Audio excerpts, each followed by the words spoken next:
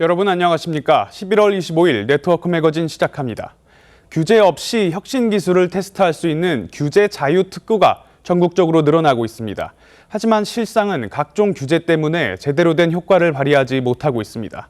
저희 TV조선이 주최한 지방규제 포럼에서 이런 문제가 집중 제기됐습니다. 먼저 노도일 기자입니다. 액화수소를 저장하고 운송하는 전국 최초의 수소 특화단지. 35만 제곱미터에 달하는 이 단지는 연구개발과 기업 입주, 유치를 위한 정부 보조금 등을 우선 지원받고 있습니다. 하지만 정작 실증 시험은 하지 못하고 있습니다.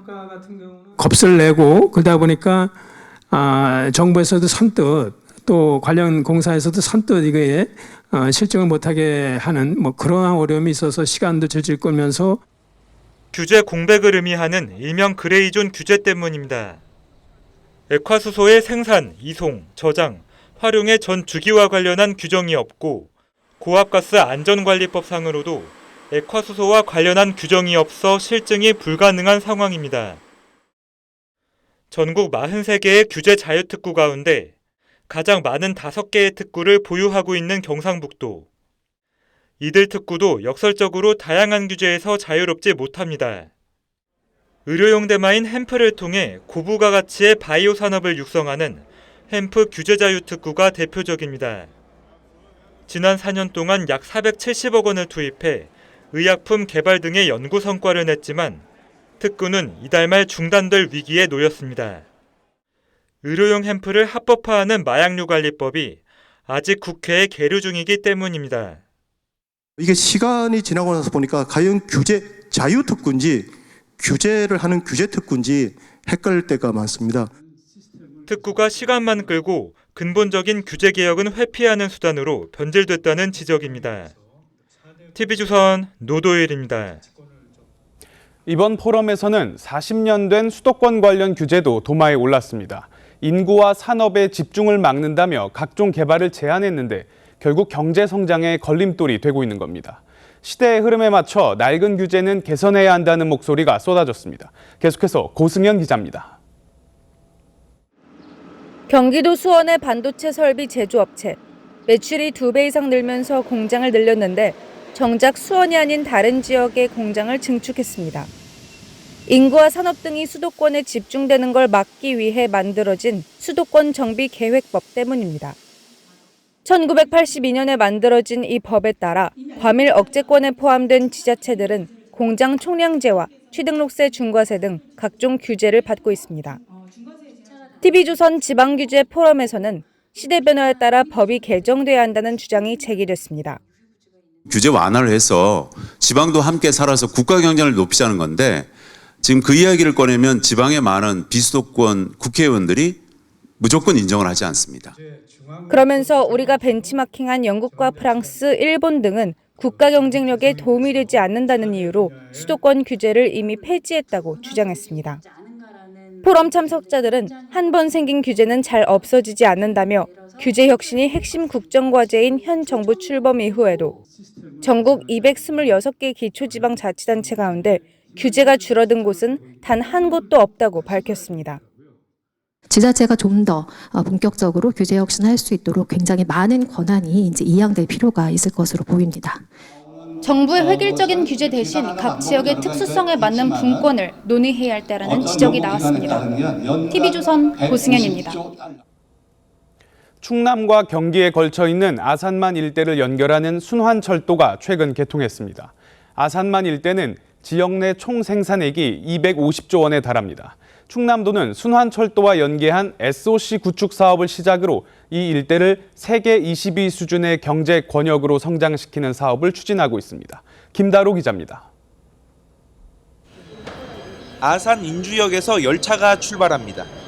지난 2일 개통한 아산만 순환철도로 충남과 경기 6개 시군을 타원형으로 연결합니다. 길이는 144.8km, 정차역은 11곳입니다. 열차는 하루 6차례 운행되며 노선을 한 바퀴 도는데 127분이 걸립니다.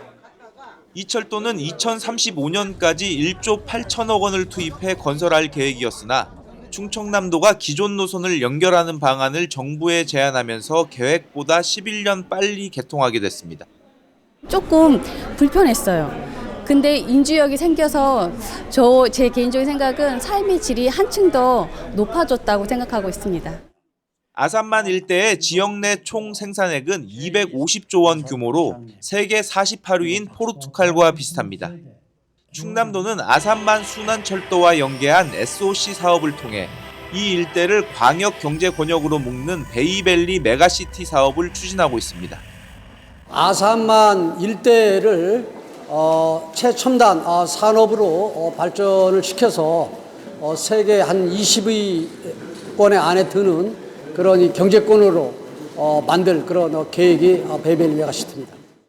이를 위해 2050년까지 아산만 일대에 36조 원을 투입한다는 계획입니다. TV조선 김다로입니다. 요즘 식당이나 호텔에서 음식 등을 나르는 서빙 로봇 많이 보셨을 겁니다. 그런데 병원에도 이 서빙 로봇이 등장했습니다. 체열 샘플이나 약 등을 운반한다는데 이심철 기자가 소개합니다. 대구의 한 병원입니다. 의료진이 스마트폰으로 체열실에 모인 혈액 샘플 운반을 요청합니다. 그러자 복도에 대기하던 로봇이 체열실로 이동해 혈액 샘플을 담아 진단검사의학실로 배달합니다. 검사 1시간 기준으로 1시간에 2번에서 3번 정도 이제 직접 왔다 갔다 하면서 직접 검체를 이제 운송을 했었는데 이 로봇을 쓰게 되면서 그 시간이 이제 없어진 거죠. 그러니까 로봇은 환자에게 약품을 전달하기도 합니다. 복도는 물론 엘리베이터를 타고 층을 옮겨 다니며 목적지를 스스로 찾아갑니다. 병원 측은 AI 로봇 2종류로 돌발 상황 등을 회피할 수 있는지 실증 시험을 하고 있습니다. 그러면 얘가 어디로 피해야 될까? 처음에는 되게 멈칫멈칫하고 이제 회피나 그 여러 가지 현장 상황에 따라서 변경되는 어떤 그런 상황에 대한 처리들이 좀 더 이제 다가왔던 거죠. 병원 측은 의료기기의 스마트화가 앞으로 빠르게 진행될 것으로 보고 있습니다. 인공지능이 들어온다면은 자율적인 수술도 어느 정도 가능하게 될 거고 맞춤형 치료가 가능할 걸로 생각이 드는 부분이고요. 영남대 의료원은 환자를 옮길 수 있는 스마트 체어나 침상 로봇의 도입도 추진하고 있습니다. TV조선 이심철입니다. 유네스코 세계 지질공원으로 등재된 한탄강 일원에 대형 전망대가 생겼습니다. 이름은 횃불 전망대입니다. 전망대의 높이부터 디자인까지 한반도의 평화와 통일을 염원하는 다양한 의미가 담겼다고 합니다. 이승훈 기자입니다.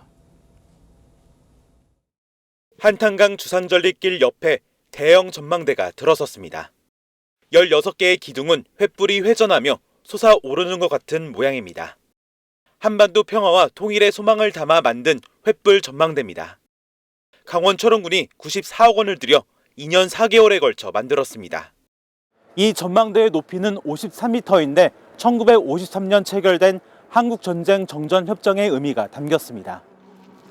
45m 높이에 있는 전망공원은 1945년 광복을 상징합니다. 횃불이라는 건 통일을 염원하는 그런 거기 때문에 이렇게 형상을 해서 만든 것 같습니다. 전망대에서는 한탄강과 주상절리, 철원 평야가 한눈에 들어옵니다. 멀리 김일성 고지 등 북녘 땅도 보입니다.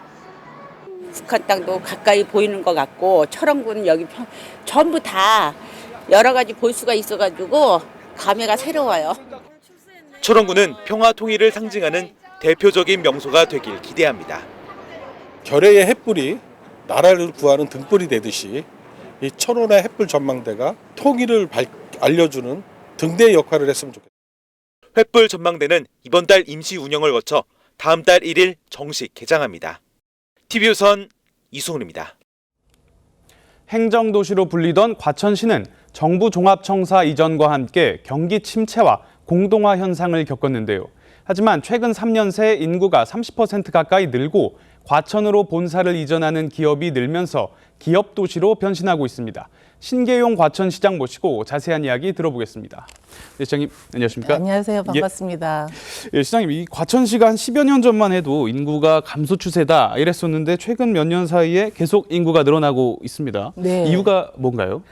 저희 과천이 이제 한 30년 이상 노후화된 도시다 보니까 이제 재건축 하면서 사실 인구가 5만 8천까지도 빠졌었거든요. 네네. 최근에 재건축도 늘고 그다음에 그러면서 이제 인구가 속속 들어오고 있고 그다음에 도시개발 사업이 지금 착착 진행하고 있습니다. 예. 그래서 지금 현재로는 8만 5천 명인데 아마 10년 후 2035년이 되면 14만까지 이렇게 증가될 것으로 예상이 됩니다. 그래서 저희 지식정보타운 지구라든가 또 과천지구, 주암지구, 가련지구에서 그런 도시개발 사업이 있다 보니까 인구가 이렇게 늘고 있습니다. 예. 이 과천이 과거에는 뭐 정부종합청사가 있고 이래서 행정도시 이미지가 강했었는데 최근에는 기업도시로 변화를 하고 있습니다. 좀 어떤 배경에서 이루어지고 있습니까? 네, 맞습니다. 과거에는 정부 청사가 있었던 행정도시로서의 과천 이미지를 많이들 생각을 하시는데요. 네, 정부 청사가 2014년에 세종으로 이전을 하면서 저희가 새롭게 자족도시 기업도시로 지금 변모를 하고 있습니다. 네. 아무래도 행정도시로서 이제 정부 기능이 빠지면서 지역 경기도 나빠지고 또 도심 공동화 현상이라고 그러죠. 네. 이런 거에서 많이 힘든 상황이었는데 저희가 기업체도 많이 유치를 하고 또 자족도시로서 그렇게 변모를 하고 있습니다. 그래서 지금 지식정보 타운이라고 하는 그런 지구에 본사를 저희 과천에 둔 기업이 한 118개 본사를 비롯해서 올해 지금까지 400개 기업체가 들어오고 있고요. 25년 정도 되면 한 800개 기업이 저희가 과천으로 이주를 하게 이렇게 속속 진행이 되고 있습니다. 그 중에 뭐 대표적인 기업으로 치면 펄어비스, 그다음에 중해제약이라든가 강동제약, 한국약품, 휴원스, 네이버 라인프렌즈라 해서 IPX, 넷마블, 많은 그런 바이오 제약기업, IT, 4차 산업기술 이런 기업체 본사들이 많이 들어오고 있습니다. 예.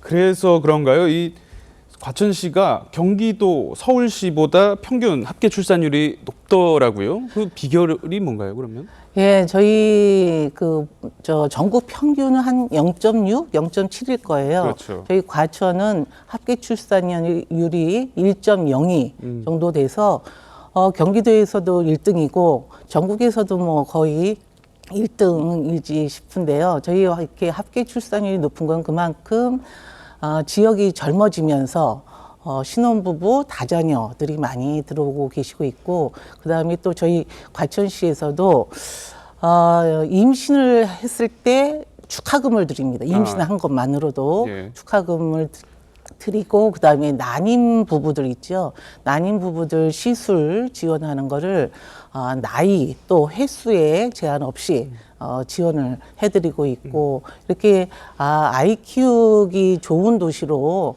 여러 가지 사업들을 하고 있고 지원을 하다 보니까 아무래도 젊은 부부들 또 신혼부부 청년분들이 지금 과천에 많이 입주를 하고 계십니다. 알겠습니다. 근데 이렇게 인구가 늘어나면 도로나 교통 같은 기반 시설이 부족하다는 이야기가 나올 수도 있는데 확충 계획은 어떻게 되십니까? 아무래도 인구가 늘면서 도로 교통이 큰 문제이긴 합니다. 그래서 저희가 지금 국가 사업으로도 GTS-C가 지금 확정이 되어 있고요. 그다음에 얼마 전에 그 민자 적격성 조사를 해서 통과가 된 과천 위례선이 저희 과천에서 위례 압구정까지 이렇게 연결되는 그런 사업이 지금 적격성 조사에 통과를 해서 곧 착공을 하게 될 것이고요. 그다음에 저희 그 과천 1회선을 지식정보타운이라고 하는 그 새롭게 주성된 그쪽에 연장하는 안, 그것도 지금 국토부에 건의를 하고 있는 상황이고요. 그다음에